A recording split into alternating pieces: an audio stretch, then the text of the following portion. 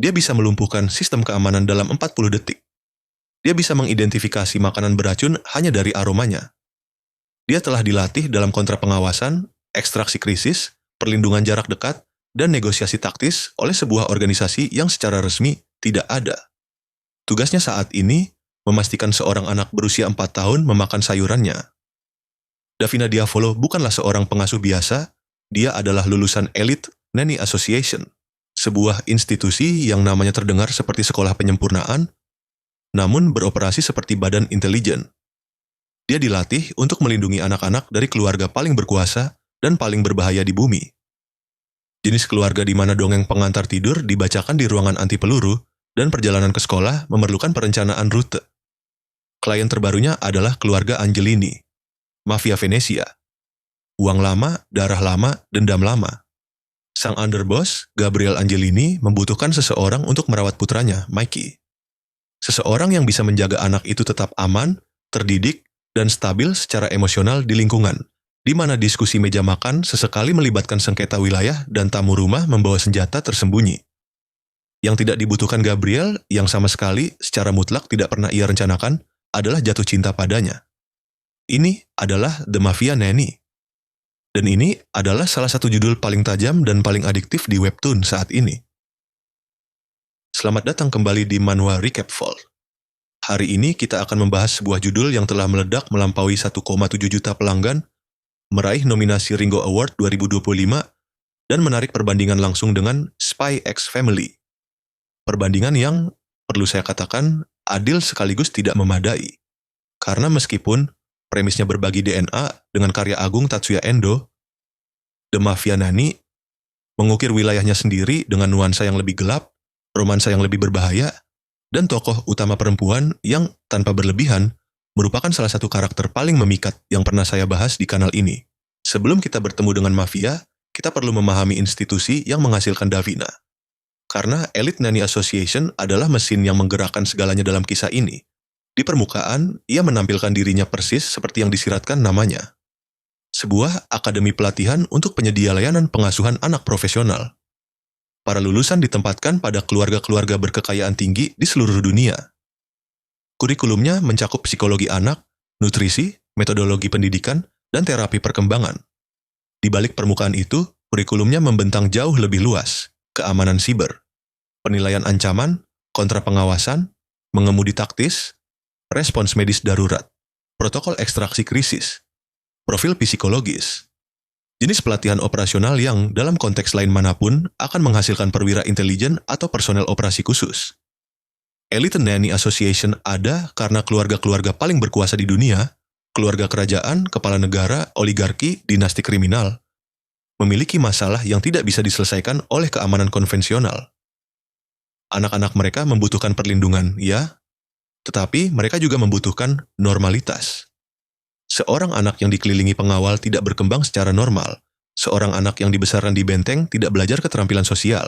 Seorang anak yang melihat setiap orang asing sebagai ancaman potensial tidak tumbuh menjadi orang dewasa yang berfungsi. Yang dibutuhkan keluarga-keluarga ini adalah seseorang yang dapat memberikan pengasuhan yang tulus, hangat, dan tepat secara perkembangan, sekaligus berfungsi sebagai operator terlatih yang mampu menetralkan ancaman yang mungkin terlewat oleh keamanan konvensional.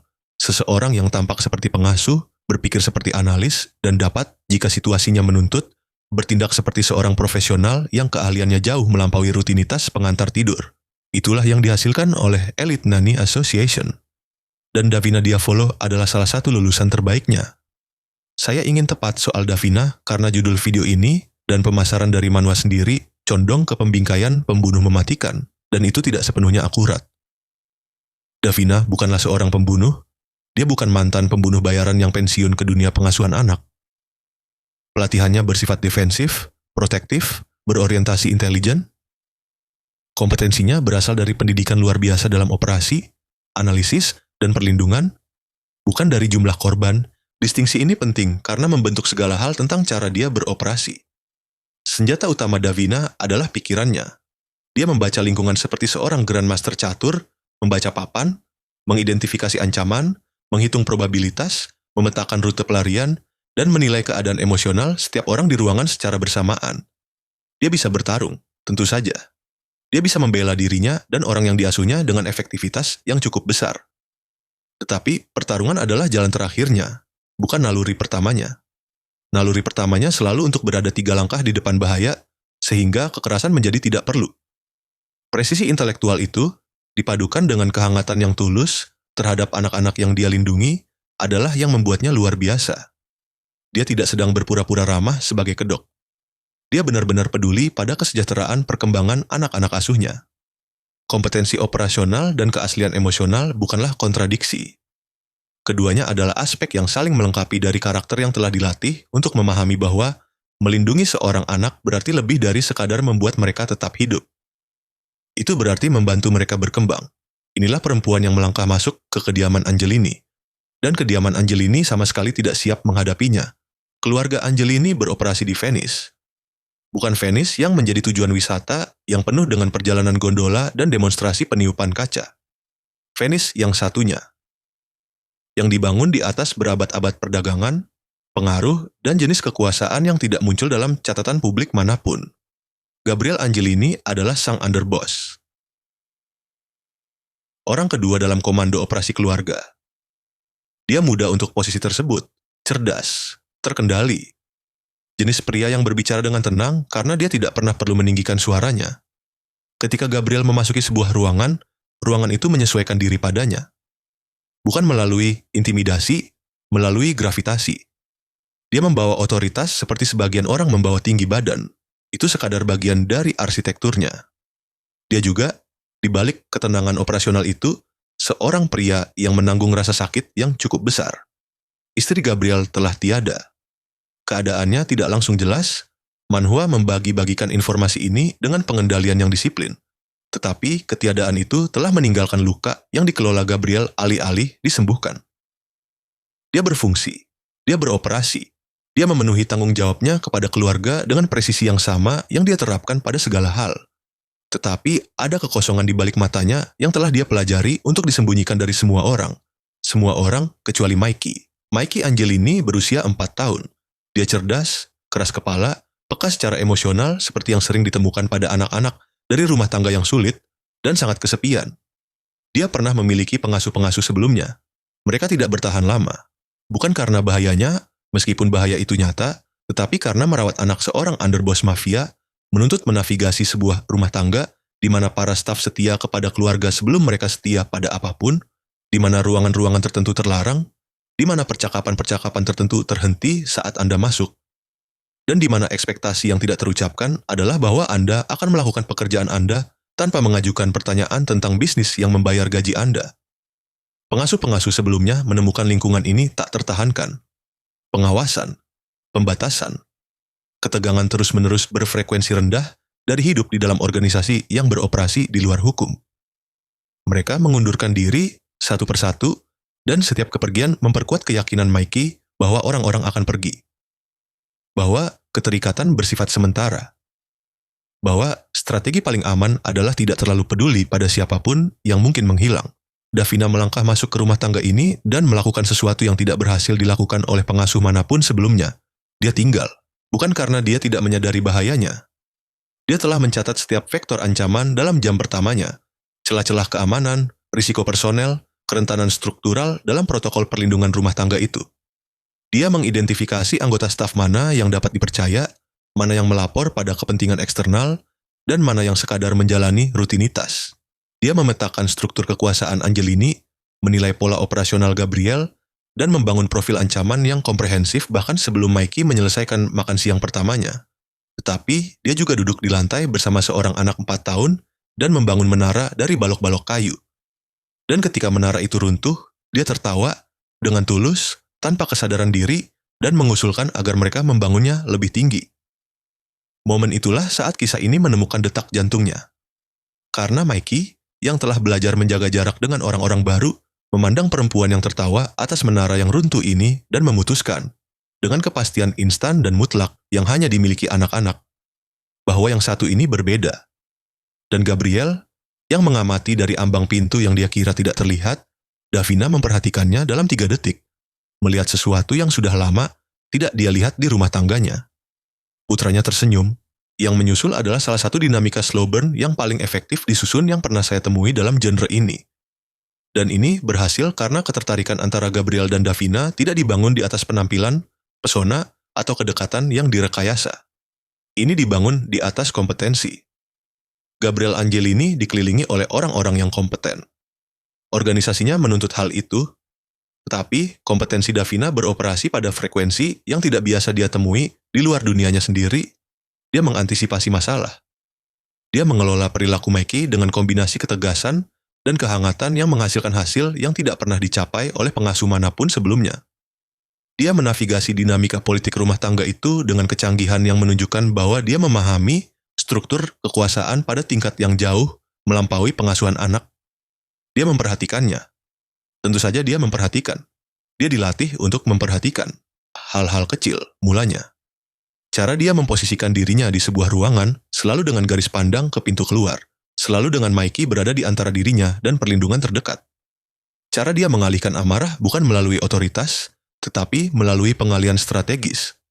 Menerapkan teknik deeskalasi yang sama yang digunakan para negosiatornya sendiri dalam konteks yang jauh lebih berbahaya.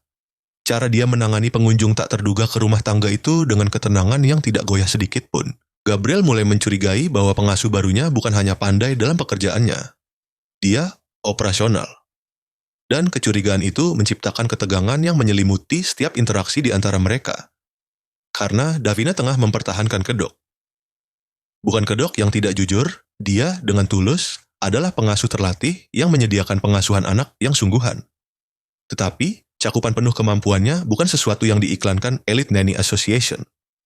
Klien tahu mereka mendapatkan seseorang yang luar biasa. Mereka tidak selalu tahu dimensi tepat dari keluarbiasaan itu. Dinamika kucing dan tikus yang berkembang sungguh indah. Gabriel menyelidiki. Davina mengelak. Dia mengujinya dengan situasi yang dirancang untuk mengungkap apakah keterampilannya melampaui kamar anak. Dia menavigasi setiap ujian dengan presisi yang secara bersamaan mengonfirmasi kecurigaannya dan menolak untuk mengakuinya secara terbuka. Dan di balik tarian strategis itu, sesuatu yang jauh lebih berbahaya tengah berkembang. Gabriel jatuh cinta pada seorang perempuan yang tidak bisa dia kenali sepenuhnya. Dan Davina dilatih untuk mempertahankan jarak emosional, dilatih untuk memperlakukan setiap penugasan sebagai sementara, dilatih untuk melindungi orang yang diasuhnya lalu melanjutkan hidup. Mendapati bahwa batas-batas profesional yang diajarkan padanya menjadi semakin sulit untuk ditegakkan, bukan karena penampilan Gabriel, kekayaannya, atau kekuasaannya. Karena cara dia bersama Mikey, cara dia membacakan cerita untuk putranya di malam hari meskipun telah menghabiskan hari mengelola operasi yang akan menguras tenaga siapapun. Cara dia mengingat boneka mainan mana yang dibutuhkan Mikey untuk tidur. Cara topeng operasionalnya jatuh sepenuhnya pada saat putranya memasuki ruangan, mengungkapkan kelembutan yang tidak dia izinkan dilihat oleh siapapun. Davina dilatih untuk mengamati. Dan yang dia amati adalah seorang pria yang menjadi sesuatu yang berbahaya untuk melindungi sesuatu yang berharga. Pengakuan itu, pemahaman bahwa dunia Gabriel bukanlah pilihan melainkan keadaan, dan bahwa responsnya terhadap keadaan itu adalah melindungi anaknya darinya dengan segala yang dia miliki. Itulah yang menerobos pertahanannya. Romansa ini tidak terpisah dari thrillernya. Keduanya adalah kisah yang sama yang dituturkan pada dua frekuensi. Setiap momen keintiman yang berkembang meningkatkan taruhan bahaya yang mengelilingi mereka, dan setiap eskalasi ancaman eksternal mengintensifkan ikatan emosional antara dua orang yang sedang menemukan bahwa jarak profesional adalah fiksi yang tidak lagi bisa mereka pertahankan. Bertaidah, izinkan saya menjelaskan mengapa The Mafia Nanny telah mencapai 1,7 juta pelanggan dan nominasi Ringo Award. Karena angka-angka itu mewakili sesuatu yang lebih menarik daripada sekadar popularitas. Perbandingan dengan Spy X Family tak terelakkan, dan itu berguna sebagai titik awal. Kedua cerita menampilkan unit keluarga yang dibangun di mana para orang dewasanya menyembunyikan kemampuan sebenarnya. Keduanya menarik ketegangan dan humor dari celah antara permukaan domestik dan realitas operasional di baliknya. Keduanya berpusat pada seorang anak yang kesejahteraan emosionalnya menjadi taruhan yang membuat segala hal lain berarti. Tetapi, The Mafia Nanny menyimpang ke arah yang memberinya identitas tersendiri, di mana Spy X Family condong pada komedi dan kehangatan, mempertahankan nada yang pada dasarnya optimistis bahkan dalam adegan aksinya. The Mafia Nanny membiarkan kegelapan latarnya memberikan tekanan yang sesungguhnya. Keluarga Angelini bukanlah parodi kejahatan terorganisir. Mereka adalah penggambaran realistis, atau setidaknya dapat dipercaya secara dramatis, dari sebuah dunia di mana kekerasan adalah alat bisnis dan loyalitas ditegakkan melalui konsekuensi. Davina menavigasi dunia ini bukan sebagai ikan keluar dari air, tetapi sebagai seorang profesional yang memahami persis apa yang dia hadapi.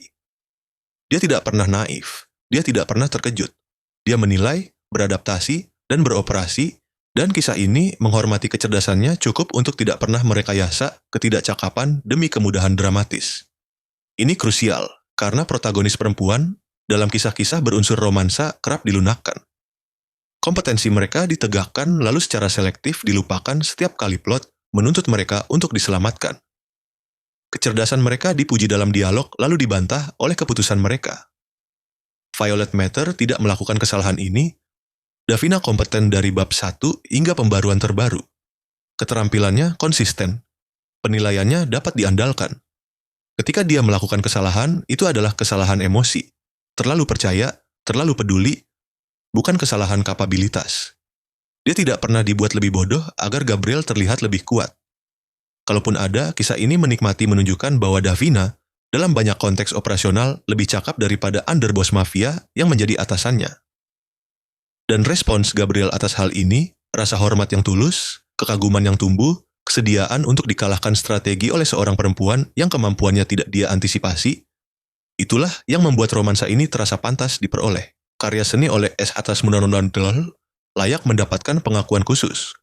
Penceritaan visual dalam manhwa ini beroperasi pada beberapa lapisan secara bersamaan. Satu panel mungkin menunjukkan Davina membacakan cerita untuk Mikey di latar depan, sementara latar belakang mengungkapkan detail keamanan yang sudah dia perhatikan dan nilai. Desain karakter mengkomunikasikan kepribadian dengan presisi. Keanggunan terkendali Gabriel, kewaspadaan operasional Davina yang ditutupi kehangatan profesional, kekacauan 4 tahun Mikey. Adegan aksi, ketika tiba, dikoreografi dengan kejernihan yang menyampaikan baik bahaya maupun kompetensi tanpa pernah kehilangan koherensi visualnya. Latar Venesia bukanlah hiasan belaka. Arsitekturnya, jalur-jalur airnya, keindahan klaustrofobik dari sebuah kota yang dibangun di atas air, semuanya berkontribusi pada kisah yang terasa spesifik secara geografis dengan cara yang mengangkat seluruh narasi. Venice adalah kota topeng, kota lorong-lorong rahasia, kota permukaan-permukaan yang menyembunyikan apa yang ada di baliknya. Sebagai metafora untuk setiap karakter dalam kisah ini, ia sempurna, dan tempo penceritaannya. 44 episode berjalan, dan kisah ini telah mempertahankan ketegangan yang tidak pernah benar-benar mereda. Setiap bab menyelesaikan satu utas sambil mengencangkan utas lainnya. Romansa berlanjut secara bertahap, tak pernah tergesa, tak pernah mandek. Sementara ancaman eksternal meningkat pada laju yang membuat pembaca terus-menerus tidak pasti tentang apakah keluarga bentukan ini akan mampu bertahan dari apa yang akan datang. Yang telah saya bahas adalah fondasinya. Babak-babak pembuka menetapkan rumah tangga, dinamika, dan ketegangan berlapis ganda yang membuat setiap bab memikat. Tetapi, ada satu elemen yang belum saya sebutkan yang patut mendapat perhatian. Cara kisah ini menangani Mikey. Karakter berusia 4 tahun dalam fiksi biasanya direduksi menjadi properti. Mereka ada untuk menjadi lucu, untuk berada dalam bahaya, untuk memotivasi keputusan orang dewasa. Mikey bukanlah satupun dari hal-hal itu. Dia adalah anak yang terwujud sepenuhnya, irasional dengan cara-cara seperti anak-anak sungguhan irasional, peka dengan cara-cara seperti anak-anak sungguhan peka, dan mampu menunjukkan keterus-terangan emosional yang memotong setiap lapisan kepura-puraan orang dewasa yang terjadi di sekelilingnya. Ketika Mikey bertanya pada Davina apakah dia akan pergi seperti yang lain, pertanyaan itu membawa bobot dramatis yang lebih besar daripada adegan aksi manapun dalam seri ini. Karena pembaca tahu, pada saat itu, bahwa jawaban yang ingin diberikan Davina dan jawaban yang dituntut oleh pelatihannya tidaklah sama. Kisah ini berkembang dari sini ke arah-arah yang tidak akan saya bocorkan, tetapi akan saya gambarkan secara garis besar. Keluarga Angelini tidak berada dalam isolasi. Ada keluarga-keluarga saingan. Ada perjuangan kekuasaan internal. Ada sosok-sosok dari masa lalu Davina, dari Elite Nanny Association itu sendiri, yang kepentingannya mungkin tidak selaras dengan kepentingannya. Dan ada pertanyaan yang terus tumbuh tentang apa yang akan terjadi ketika tugas itu berakhir. Ketika kontrak profesional itu habis masa berlakunya. ketika Davina diharapkan meninggalkan rumah tangga itu dan beralih ke penempatan berikutnya. Karena Mikey telah memutuskan dia tidak akan pergi. Gabriel dengan cepat tiba pada kesimpulan yang sama. Dan Davina sendiri dilatih untuk melepaskan diri, dilatih untuk memperlakukan setiap penempatan sebagai sementara, tengah dihadapkan pada kemungkinan bahwa penugasan ini telah menjadi sesuatu yang tidak pernah dipersiapkan Elite Nanny Association untuknya. Sesuatu yang permanen. The Mafia Nanny tersedia di Webtoon, diperbarui setiap hari Selasa. Ditulis oleh Violet Matter, diilustrasikan oleh S. Hadi Murtado Hrunsul, dengan kerja asisten oleh Rousu. Saat ini berjalan 44 episode, dengan lebih dari 1,7 juta pelanggan, dan dinominasikan untuk Ringo Award 2025, setara Oscar bagi industri komik. Jika Anda mencari kisah yang memadukan energi thriller operasional dengan romansa slow burn yang benar-benar memperoleh hasil emosionalnya, ini adalah salah satu judul terkuat di platform tersebut saat ini. Davina Diavolo adalah jenis protagonis yang lebih banyak dibutuhkan oleh genre ini. Brilian, cakap, hangat, tanpa menjadi lemah, dan kuat tanpa menjadi kebal. Jika Anda menikmati pembahasan ini, beritahu saya di kolom komentar. Manhwa Recap Vault membahas kisah-kisah paling memikat dalam genre ini setiap pekan. Berlangganan jika Anda ingin berada di sini untuk pembahasan berikutnya. Terima kasih sudah menonton. Sampai jumpa di episode berikutnya.